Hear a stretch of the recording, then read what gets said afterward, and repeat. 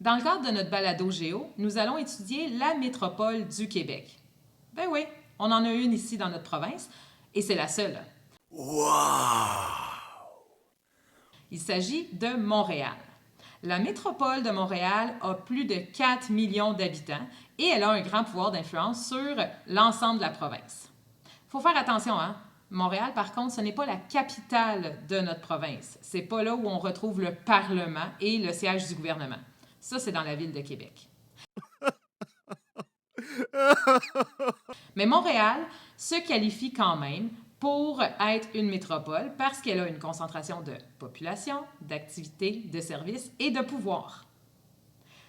Avant d'aller voir plus en détail les caractéristiques de Montréal, on doit être capable de la situer à l'aide des points cardinaux. Donc, Montréal se trouve dans le sud de la province de Québec. Et Montréal, c'est une île encadrée par le fleuve du Saint-Laurent et la rivière des Prairies dans la plaine du Saint-Laurent.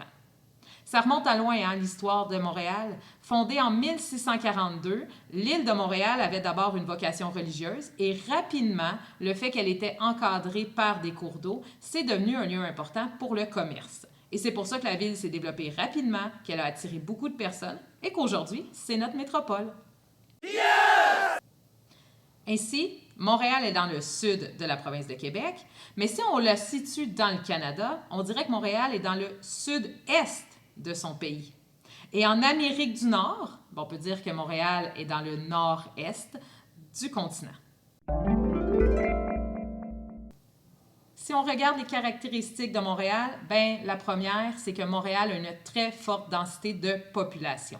En 2021, il y avait 4 833 habitants par kilomètre carré. Ça fait beaucoup de monde dans un petit espace. Si on veut comparer ça, on peut regarder la densité dans toute la province de Québec. Où là, si on prend tous nos habitants puis on le divise par le nombre de kilomètres, on arriverait à une densité de seulement 7 habitants par kilomètre carré, ce qui est très faible. Ainsi, Montréal, c'est une grande métropole parce qu'il y a l'île de Montréal et parce qu'il y a eu de l'étalement urbain. Okay? La métropole, ce n'est pas seulement l'île de Montréal, mais c'est aussi toute la région métropolitaine de Montréal. Ça veut dire l'île de Montréal, qui inclut la ville et les autres villes sur cette île-là, parce que, il y a eu des fusions, pas de fusions. Donc, on a la ville de Montréal, plus les autres régions sur l'île, plus la ville de Laval, plus la ville de Longueuil, plus les villes de la Couronne Nord, ça c'est nous autres, hein, on fait partie de ça, Mirabel, on est là-dedans, et les villes de la Couronne Sud.